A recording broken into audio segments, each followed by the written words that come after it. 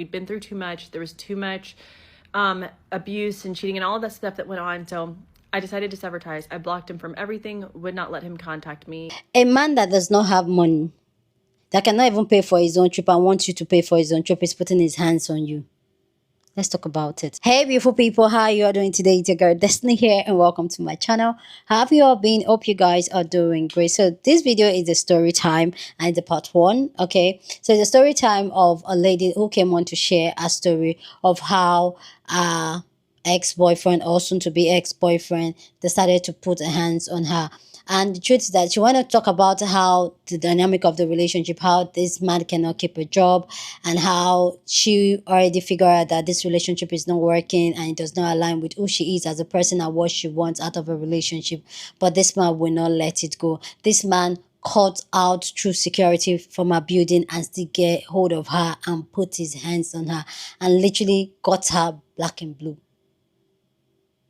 Anyway, guys, let's go check out telling a story and then we'll come back and talk more. It's been a really long and tough couple of nights. And I guess day or so, because this thing happened yesterday. But I did want to come over here, and because I already posted these pictures, which I know are gruesome and not self-explanatory, I did want to come on here and kind of explain what happened with everything. So this might be a multi-part, not a series, but I guess video, because I don't want to be talking on here for 20 minutes. But I did want to come here and talk about pretty much what happened. Just to start, this is a really heavy source of pain for me.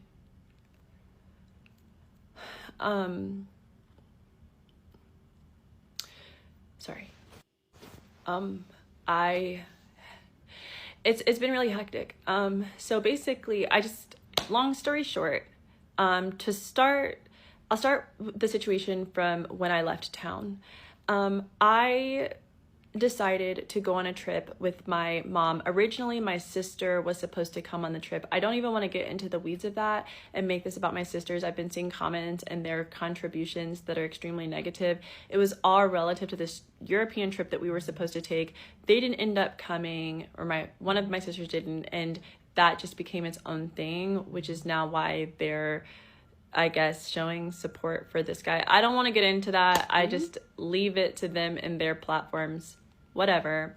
But we were planning this trip and I booked the tickets. The reason that I did not want to go to Europe with Ronan is because honestly, I just want to be honest with you guys. He couldn't afford it. And I know that if he was going to come out there and we were going to go to all of these beach clubs and restaurants, I was going to be taking on the bulk, if not all, of the financial responsibility, as was pretty standard in the relationship, because he does not have a job. So I was going to be taking on the bulk of that, and I did not want that. So I did not invite him to Europe, and I didn't think it was a good idea that we even went together, because right before the Europe trip, he had gotten caught cheating with someone like down the street. It was like this big thing, and I don't want to get into that either.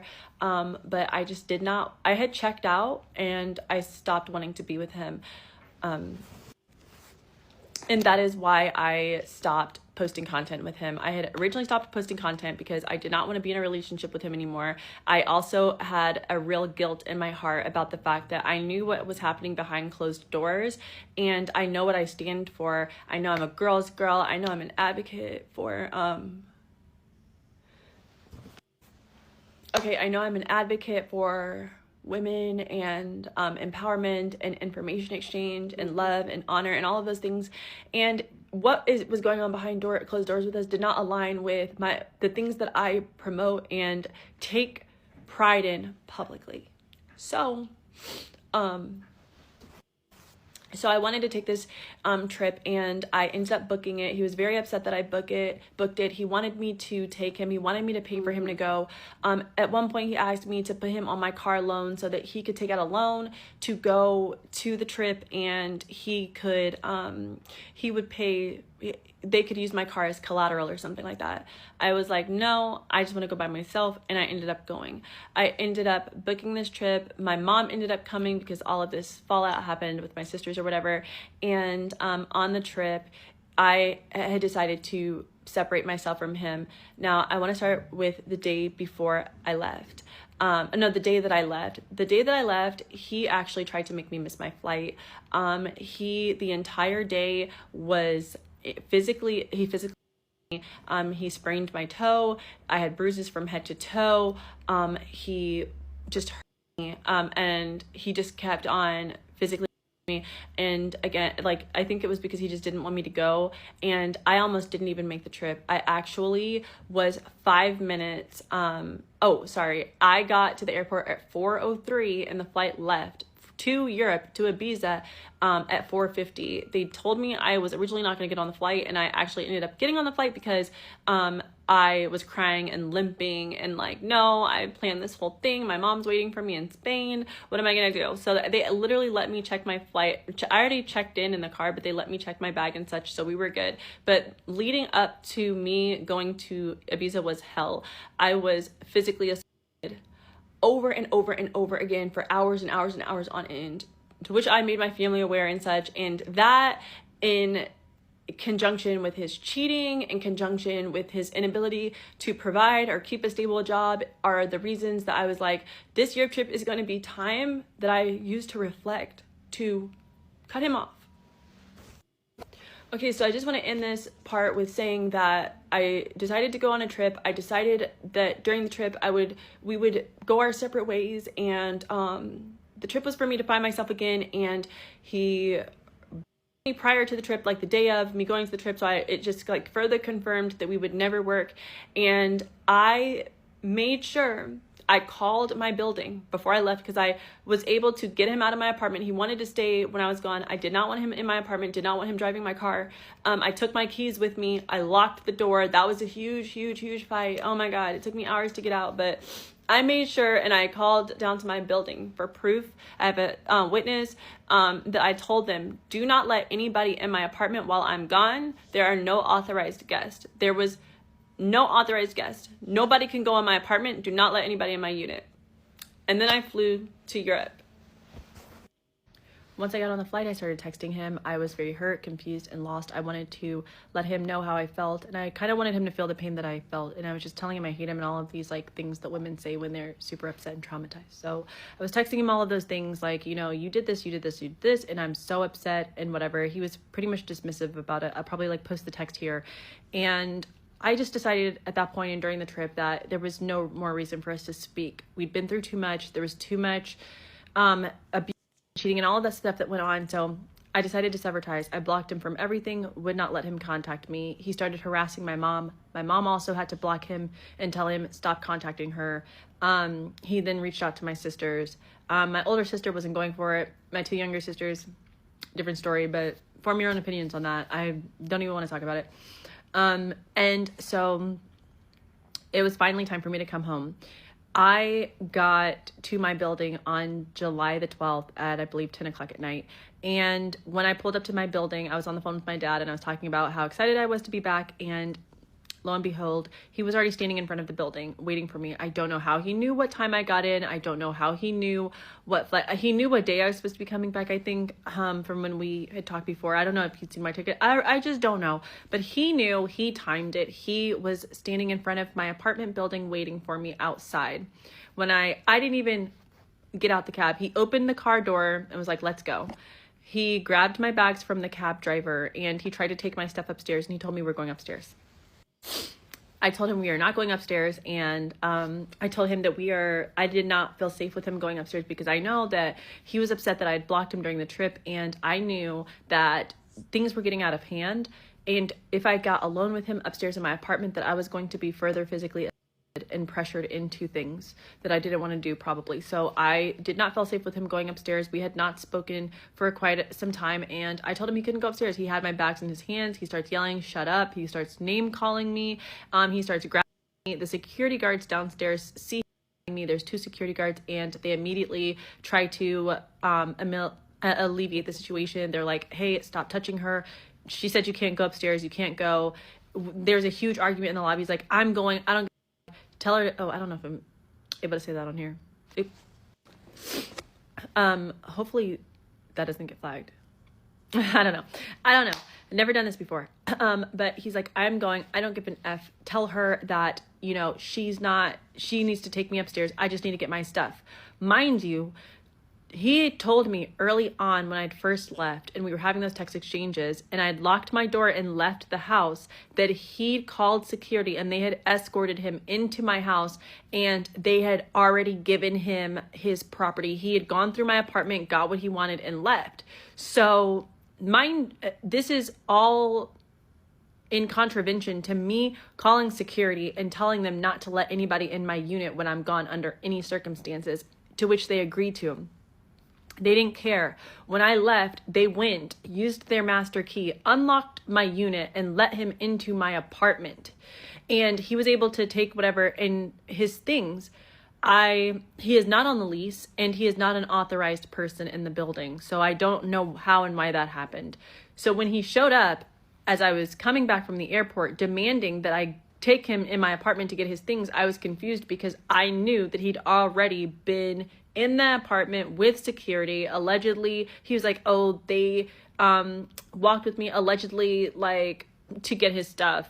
And I know for a fact he was in the apartment, but I don't know if he got anything. I don't know what he did. I don't know what him and security were doing. He's made friends with the security guards at the building, and I guess they had a relationship where they were taking him in my house. Long story short, security let him into my building when I was not there. So when he did come back and meet me and bombard me at the door when I finally got off my flight, demanding his things from my apartment, it was strange because he already had been inside my apartment to get his things. So I don't know. I then, I would not let him in. A entire debacle ensued. I told him, I finally said, hey, I'll go upstairs and get your stuff, because he was manhandling me downstairs to the point where securities had to intervene. I said, I'll go ahead and get it and bring it down, but I do not want you coming upstairs to my door. There are 3 points of security access when you get to my building. There is the concierge desk, the elevator, and once you get up the elevator, which requires key access, there's a middle door which requires further key access to the units. So I'm thinking like, okay, he really can't get to me. I'm just going to bring his stuff back down through the elevator and just call it a day. Well, when I left my apartment and came out of residence, those middle doors, he had gotten up the elevator somehow. I don't know, with the security, I don't know how, but he was standing with 2 security guards, charging his phone on the wall, and then causing a scene, saying that he needed to get to me to talk to me. I handed him his things immediately and was like, gotta go. I turned around to leave, and he starts chasing me down the hallway. Security starts chasing him, so everyone's chasing each other. It's very ghetto, very strange, and I'm telling him I don't want to have a conversation. There's literally nothing to talk about. At that point, I was over it. There's so much that has gone on, so much egregious, nefarious things that have gone on in this relationship. I did not want to talk. Security asked me in front of him, do you want to talk to him? I said no. They said, listen, sir, she does not want to have a conversation with you. You need to go. They had tried to physically restrain him because he was trying to, and he stood in the hallway and he was just like, no, it's fine. She's good. I'm not touching her. He always does that. Like, he'll try to be like, oh, he'll put his like, I'm not putting my on you, but you are. He told them I'm not touching her, blah, blah, blah. At that point, I like slid against the wall. I'm like, oh my God, what am I going to do? I think I have a little video clip of that. I'll try to add that to this, actually.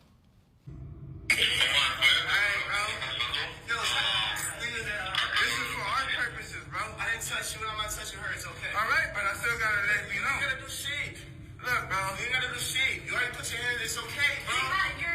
I don't care. After the incident with security, they were finally able to get him to leave, and he left. Though he called me all night long, he finally did leave my property. Next thing you know, I go to sleep. I wake up early in the morning. He's at my door. He's pushing himself inside the door. I open the door to see who is outside the door, and he's pushing himself inside. Apparently, he had bypassed security, or actually, I don't think he bypassed them. I think that they were in on it, because he did say, which was confirmed, and I'll release all of this video footage, by the security guard, that the woman downstairs spoke to him and showed him some group chat between the security guards discussing the incident from the night prior. He also did say that he was somehow able to come up. He went through the elevator, which again requires a security card. He went through the residential door unit, which requires security, and he got to my door. He pushed himself inside, and the first thing he did was try to upon me. I did not want to have sex with him, and I just completely was like over it. I was obviously still upset from the night before. He did not care. He wanted to have sex at that point. I was telling him to leave. I told him I did not want him to be there. I told him several times, and ultimately, like, I guess maybe a couple hours later, like this went on for a little while. A physical fight started. It started when he picked me up and by my face and he put me on the couch and he called me a stupid. Damn, can I say that on here? He called me a stupid effing bee. And then he just continued to grab his sorry, my face in the palm of his hand, his face in there, and just kept palming me. My face, my lips are is at this point. My mouth filled up, my nose filled up with. He's around. At one point, he's into the bathroom wall. He's spitting loogies in my face over and over. The toilet. He's holding me against the toilet. He's my face against the toilet. He's me all over the apartment. I'm actually trying to fight back. I am swinging. I am scratching. But obviously he's much bigger than me. I'm like 140 pounds. I'm 5'10" though. And he is like 6'3", 200 pounds. So there was a very obviously uneven power struggle there. I continued to swing at him. At one point I did him right here and he got really mad at that. I realized the more I fought back, the more upset that he was. So he came up to me by the face, literally by the face and the neck, and picked me up and me on the floor. I believe that is when I got a concussion, as ruled by the hospital later on. While I was on the floor, he then put me in the eye.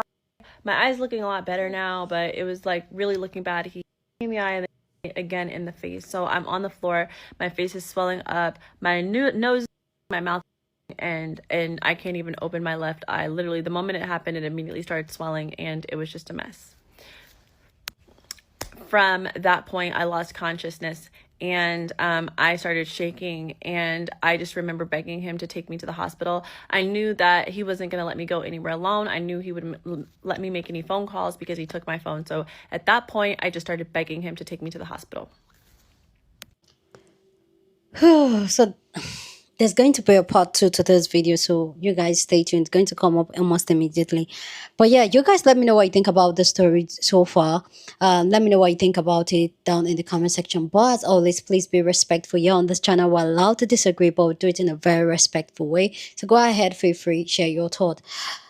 This is so heartbroken, and the truth is that a lot of women, especially her, I think she's an influencer if I'm not mistaken, even though this is the first time I'm coming across her content. But you can clearly see that there are a lot of women out there that have their life in order, that can afford life by themselves, but still choose to get themselves tied with a bump. And for me, I feel like it's a bigger issue of I just want somebody.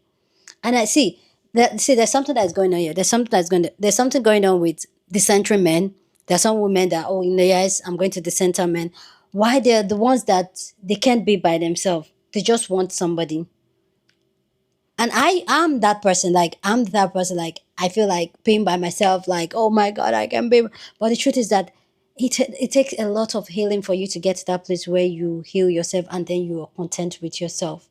And this has made a lot of women to be in places, in relationship, in situationship that does not serve them. Imagine this man cannot keep a job. He does not have money. He cannot even pay for his own trip. And you that can, you are with him. Not just criticizing her. There are a lot of women like this out there. And up to the extent where he's putting hands on you, and you probably start creating content with him because you genuinely love him or into him. First, I want to say, don't bring anybody you're dating, especially the person deep down in your heart, you know that it does not align with what you think you want. Because some women know, like she said, some women know what they want. Like she said, what she believes in the public and what is going on in her private life, they don't align with each other. A lot of women know what they deserve, but they feel like they can't get it. So they will settle. So if you know to keep that kind of relationship, let nobody see it, first of all. Before that, I don't even encourage being in that type of relationship. I don't even encourage it.